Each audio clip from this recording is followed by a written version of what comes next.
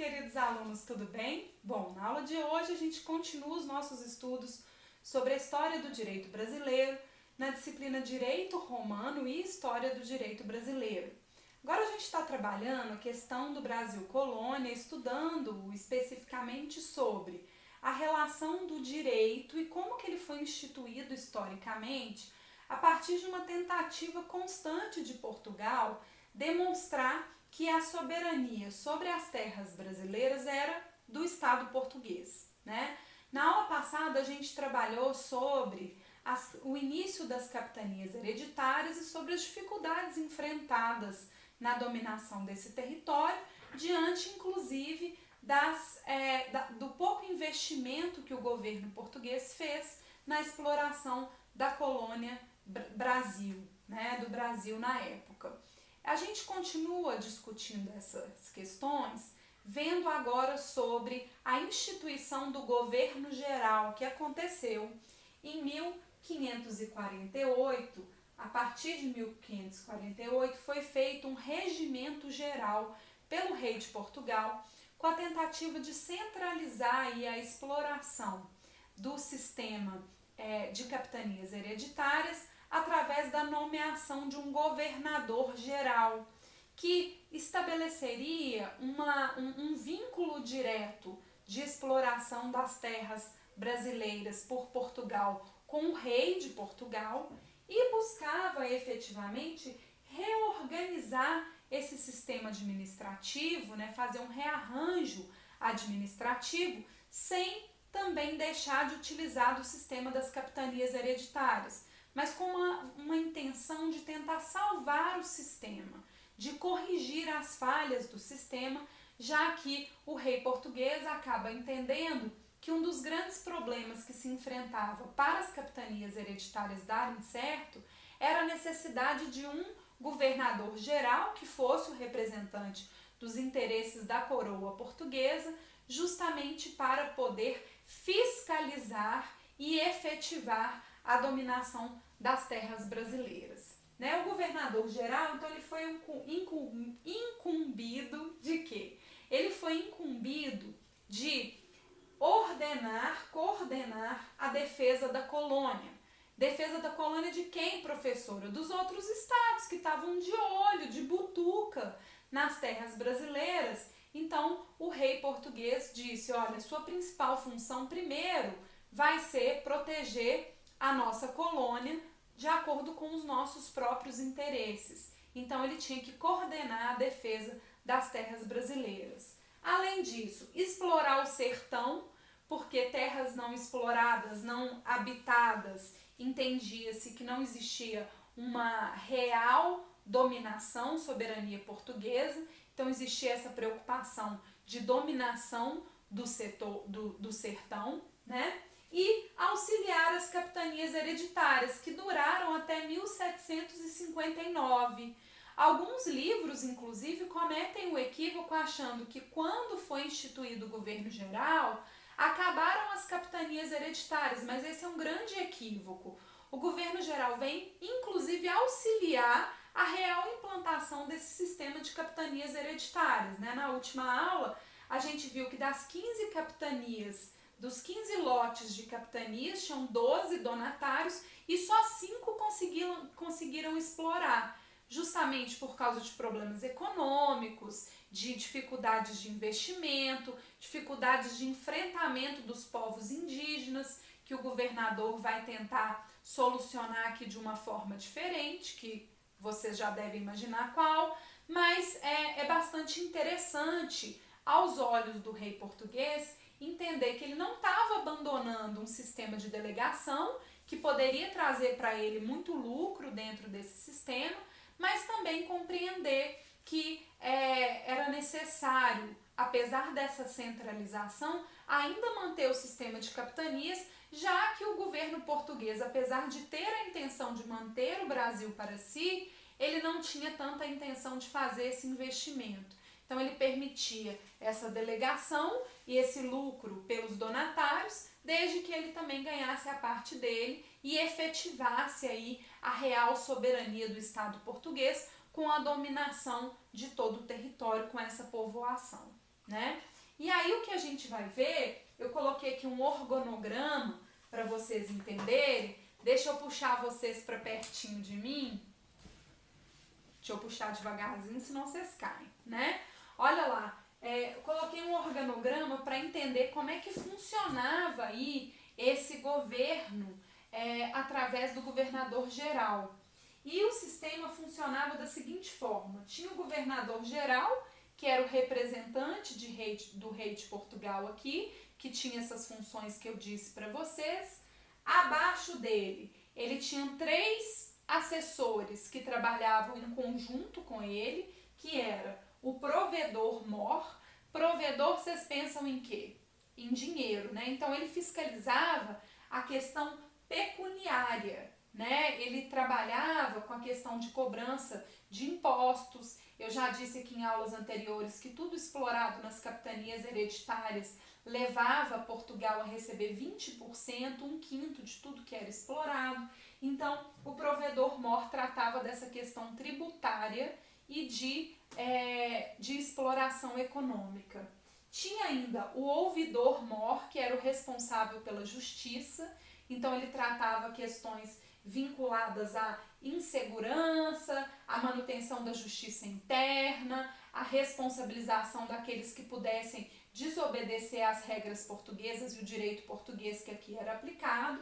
E tinha o capitão-mor, que era aquele responsável pela manutenção e proteção dos interesses da soberania portuguesa no território brasileiro, né? O capitão-mor, gente, ele era o responsável como se fosse, a gente tivesse, naquela época não tinha, mas ele era o responsável por operações militares de proteção dos interesses da coroa portuguesa, justamente para evitar a existência de embarcações de outros estados que pudessem invadir a colônia brasileira, né, a colônia portuguesa do Brasil, e viabilizar aí essa proteção nessas 3 frentes. Provedor-mor, dinheiro; ouvidor-mor, justiça; capitão-mor, defesa das fronteiras e do território aí de soberania portuguesa, né? Além de ter o governador-geral, provedor-mor, o ouvidor-mor e o capitão-mor, a gente tinha ainda, nesse sistema, obedecendo o ouvidor-mor, que era aquele que cuidava da justiça, os donatários das capitanias hereditárias, que continuam com os mesmos direitos de exploração, os governadores das capitanias da coroa, porque aí algumas capitanias passam a ser de gestão direta portuguesa, como por exemplo a capitania da Bahia se torna uma capitania da coroa, e as câmaras municipais, que vão cuidar aí das relações vinculadas a regras básicas de direito instituídas na colônia, né? Então a gente vai ter um sistema que agora tem uma organização específica, porque antes a gente só tinha os donatários das capitanias hereditárias ligados diretamente ao rei, mas sem uma facilitação desse controle, né? Inclusive, a função do provedor-mor, quando fiscaliza se os tributos estão sendo pagos,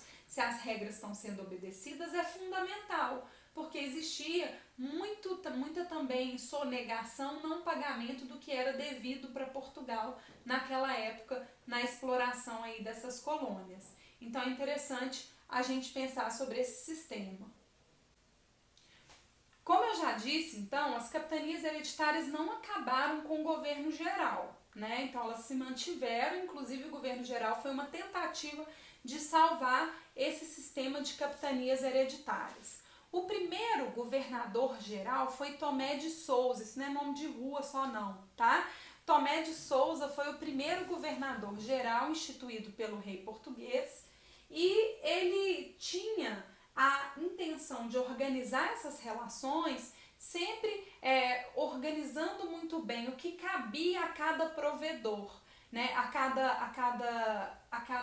Ao provedor, ao capitão e ao ouvidor, né? Como a gente viu aqui anteriormente, a gente tinha o governador geral, uma estrutura tripartite, cada um com a sua competência específica, né? e o governador-geral fazia a agregação dessas funções. Ele ajudava com que o provedor, o capitão e o ouvidor agissem de forma equilibrada para poder fazer essa gestão. É interessante que é importante, inclusive, falar que o provedor, o capitão e o ouvidor, eles tinham uma autonomia de atuação dentro das suas competências específicas. Então, o que falasse sobre finanças, o provedor tinha autonomia para atuar. O que falasse sobre defesa, inclusive de defesa de exército, o capitão podia fazer. E o que era também de interesse da justiça, o ouvidor tinha toda a possibilidade de atuar. Só que apesar de ter essa autonomia, todos deviam obediência ao governador, que era o representante do rei aqui no Brasil, né? E aí nesse sistema, um detalhe importante é que essa autonomia, ela levou uma ampliação cada vez maior do direito português sendo aplicado aqui no Brasil. Existia a chamada Justiça da Corte, que passou a ter inclusive um tribunal de apelação denominado de Casa de Suplicação, e o intérprete máximo do direito português obedecia o ouvidor e era através dessa Casa de Suplicação, que era um tribunal de reivindicação que existia de defesa de direitos aí. As coisas foram crescendo tanto dentro da colônia portuguesa do Brasil naquela época, que começou a se ter uma carência muito grande de juízes, porque não se tinha pessoas para trabalharem junto com o ouvidor para atender todas as demandas judiciais que já existiam naquele momento. E por causa disso foram instituídos os chamados juízes do povo, que eram eleitos pela população local para poder representar esses ideais de justiça e aplicar, evidentemente, as regras já instituídas pelo Estado português dentro da colônia brasileira, né? Ao fim do período colonial, o Brasil já tinha os seus juízes próprios. A gente vai ver algumas modificações que vêm por aí na história, que vocês já sabem, que vão significar muito na instituição de um direito próprio da colônia do Brasil, né? Da colônia brasileira de Portugal. Então a gente vai entender que foi se transformando esse sistema jurídico num sistema cada vez mais sofisticado, copiando os moldes do sistema português, que tem como base o direito romano, né?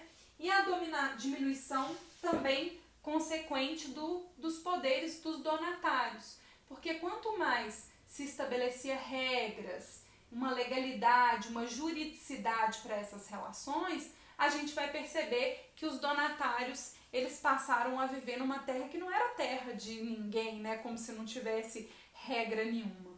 Passa a se ter regras nessas relações de organização social, né? O capitão Mor, ele tinha principalmente a necessidade de proteger a costa brasileira, porque era de onde vinham os navios para poder invadir a colônia portuguesa, e também um dos grandes problemas enfrentados pelo capitão Mor era a repressão das populações de povos nativos, de indígenas. E aí o que a gente acaba percebendo é que eles tentavam mostrar que as tribos que fossem receptivas ao colonialismo, elas teriam facilitações, e as tribos que não fossem receptivas, né, elas seriam dizimadas. Então, o que a gente vai perceber é que existe ali uma tentativa inicial de se fazer um contorno de aceitação dessa dominação, mas evidentemente que muitas tribos indígenas não aceitaram como legítimas as dominações feitas por Portugal, e por isso acabaram morrendo. E eu não estou dizendo que o não aceitar legitima essa violência, tá, gente? Mas porque era uma política de dominação por meio da força, que não reconhecia nos povos indígenas a mesma condição de seres humanos que era reconhecida nos povos europeus, e por isso se legitimava essa violação aí. Já o provedor Mor, ele cuidava, provedor de dinheiro, né, como eu já disse, ele cuidava das rendas, fiscalizava o tráfico marítimo, fazia inventários das propriedades e supervisionava as escriturações também, por exemplo, das sesmarias, né, e tudo aquilo que era legalizado, mas que tinha uma vinculação com propriedade, com dinheiro, era fiscalizado pelo provedor-mor. O governador-geral acabou promovendo uma centralização da administração colonial, comprou algumas capitanias, colocando essas capitanias como capitanias reais, como eu já tinha dito. Coloquei ali o exemplo da capitania da Bahia, que passou a ser uma capitania real e passou a ser cuidada pelos donatários reais, né? E também vieram, Tomé de Souza trouxe os primeiros jesuítas com uma intenção voltada para a dominação ideológica, missionária e religiosa dos povos indígenas. Então, como um dos grandes problemas que eles enfrentavam eram os povos indígenas rebeldes, eles imaginavam que com a utilização das missões religiosas seria possível se fazer essa dominação através, primeiro, de uma dominação ideológica religiosa e, posteriormente, com a dominação, inclusive, das terras desses povos de uma forma mais facilitada através da imposição e da catequização dos novos povos, né? E aí a gente tem como principais problemas enfrentados nesse período pelo governador as grandes distâncias, porque mesmo centralizava o poder, mas ele não conseguia controlar tudo, porque o Brasil é muito grande e naquele período vocês imaginam a dificuldade de circulação, né? O comércio continua sem grande importância e também a inviabilidade de um controle geral dessa tomada das terras, porque não dava para poder assumir todas as terras, controlar e povoar todas as terras diante do tamanho do território da colônia portuguesa do Brasil que se instituía. Esse sistema também tem um ponto principal que era a escravidão e a economia colonial, né? A escravidão era a base da economia colonial e passa a ser, inclusive, um dos grandes pontos de negociação econômica. Era um investimento em mão de obra através da compra de escravos africanos para poder se viabilizar o lucro sem a necessidade de se gastar tanto com essa mão de obra assim, né?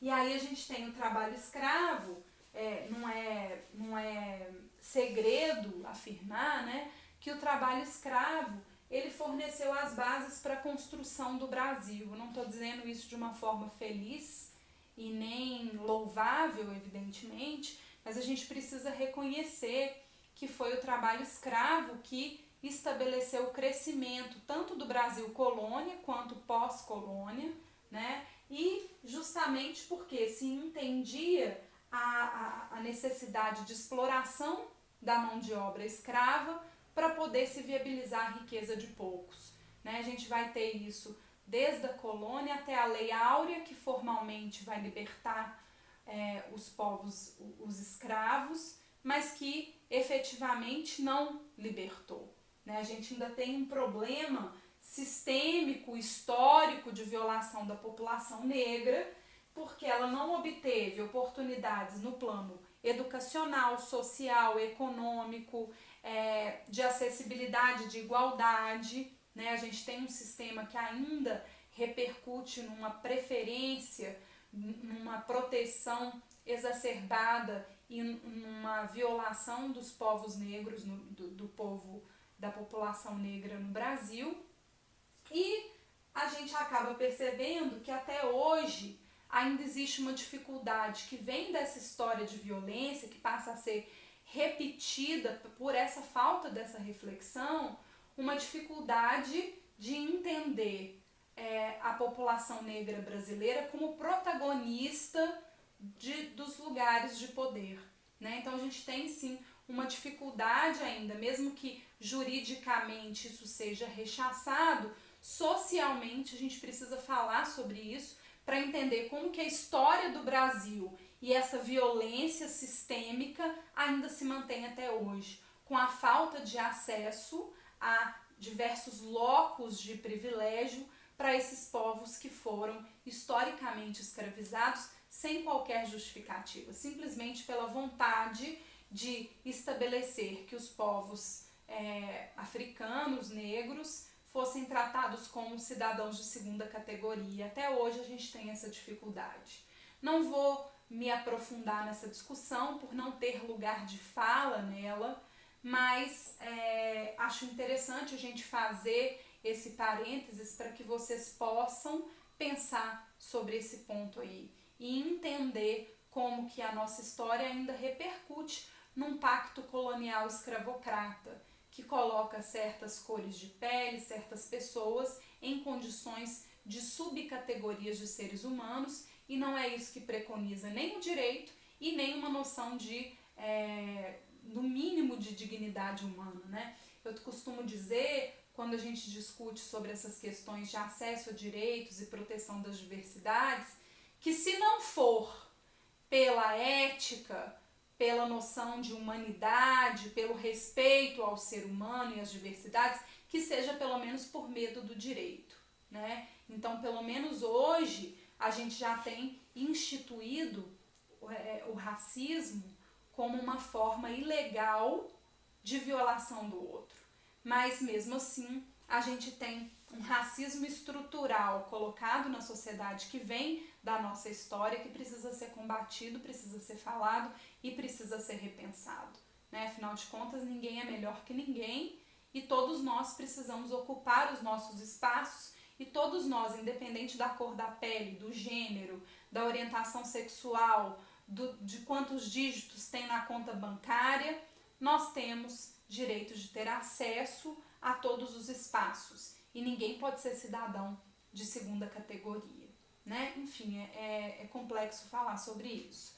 Mas a gente vai ter ainda nesse sistema uma busca de ocupação da terra que levou aí ao rei de Portugal mandar para cá cana-de-açúcar para ser plantado. Então houve uma ocupação da terra através desse sistema de cana-de-açúcar, de exploração de cana-de-açúcar. E a exploração da cana-de-açúcar ela é colocada através do sistema mercantilista, né? Que é aquele sistema que colocava o mercado como protagonista da busca do lucro, da instituição de uma economia que tinha que atender à lógica de privilégio do Estado português sobre a colônia, né? Explorando aí as riquezas da colônia, buscando os seus próprios interesses, os interesses da monarquia portuguesa.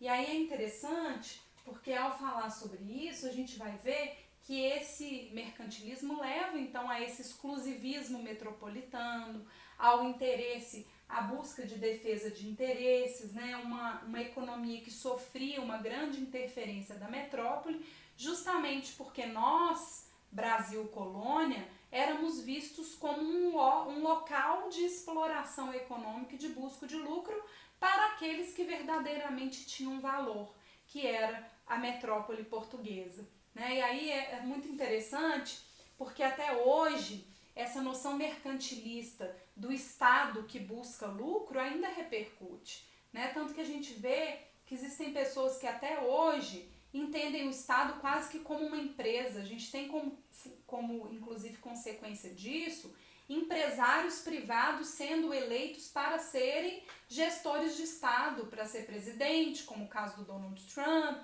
né? Entendendo-se que o conhecimento de lucro pessoal, privado que essa pessoa teve na própria vida, levaria ele a ser um bom gestor público. E aí, gente, a gente vê como que até nós, que talvez não sejamos privilegiados, não sei vocês, né, economicamente, mas a gente ainda tem um pensar de que o Estado tem que buscar lucro para ele mesmo, ao invés de pensar que o interesse do Estado deveria ser, inclusive, investir economicamente nos direitos do seu próprio povo, né? Então, é interessante pensar sobre aí esse exclusivismo mercantilista que ainda tem repercussões na atualidade, no sentido de que o Estado tem que ter sucesso econômico, acima, por exemplo, do acesso ao direito de saúde, educação, moradia, lazer e dignidade. As pessoas estão mais preocupadas com a balança comercial do que com o acesso à saúde, né? Mesmo nessa situação que a gente está passando, do Covid-19, muitas pessoas ainda estão mais preocupadas com a economia do que com a vida das pessoas. E tem gente que ainda fala assim, vai morrer um tanto de gente, mas tem muita gente para viver ainda, então não importa, né? Talvez importe, dependendo de quais vidas são perdidas ou não. Tem gente que nem liga para isso, né? Nem se for a própria mãe, o próprio pai, está preocupado com a vida da pessoa, desde que continue tendo sucesso econômico. Gente, eu vejo essa repetição histórica constante desses discursos e essa prática mercantilista leva a esse pensamento do Estado como gestor de mercado, buscando o lucro acima da defesa dos direitos. Infelizmente, a gente ainda tem essa repercussão aí, né? A organização da economia açucareira tinha um problema sério, porque explorar açúcar exigia muito investimento econômico. E aí o que acabou acontecendo? Acabou-se tendo esse investimento pelos donatários das capitanias hereditárias, que investiu em mão de obra escrava, então aumentou o tráfico de escravos. Havia aí sim o estabelecimento de um controle global feito pelo governador geral e pelos sistemas, principalmente pela análise fiscal do pagamento aí do que era devido a Portugal. E o que a gente percebe é que houve uma transferência desse controle global para essa burguesia mercantil, né, que passou a explorar aí a terra através da exploração da cana-de-açúcar, utilizando a mão de obra escrava para poder gerar lucro tanto para os donatários quanto também para a coroa portuguesa. O açúcar, ele era um elemento que buscava aumentar o povoamento da terra, então plantava açúcar e quanto mais latifúndio se tinha, mais parecia que estava se tendo um sucesso com a colonização portuguesa. E também a gente vai ter uma adoção, um aumento do tráfico de escravos, que gerava muito lucro para os portugueses e também para aqueles que estavam explorando aqui no Brasil, e a internacionalização da economia.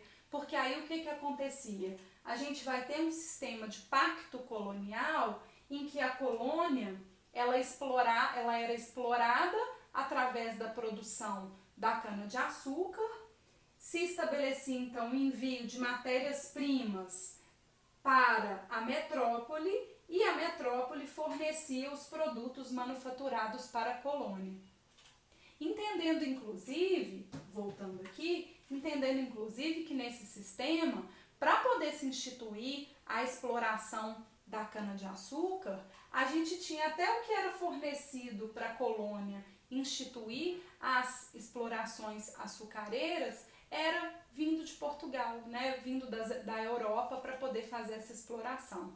É aí que a gente tem o chamado pacto colonial, porque a metrópole ela vai estabelecer o seu monopólio do comércio colonial, mas ela vai viabilizar através desse pacto a obediência dos interesses dos produtores brasileiros com os comerciantes portugueses, porque um vai ficar fornecendo para o outro, né?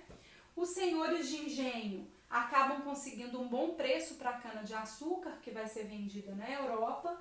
Os negociantes portugueses, eles vão fornecer toda uma infraestrutura de acesso a bens que precisam para se efetivar essa exploração, especialmente o tráfico de escravos, que virão aí desses exploradores portugueses, né, desses negociantes portugueses que vão trazer aí esse necessário investimento para a exploração da cana-de-açúcar através de uma economia escravocrata. Então, é interessante a gente pensar sobre esse sistema. Na próxima aula, já vou falar sobre a mineração e a era do ouro e as consequências aí que a gente tem para o direito a partir desse período. Muito obrigada pela atenção, até a próxima aula e um grande beijo. Tchauzinho!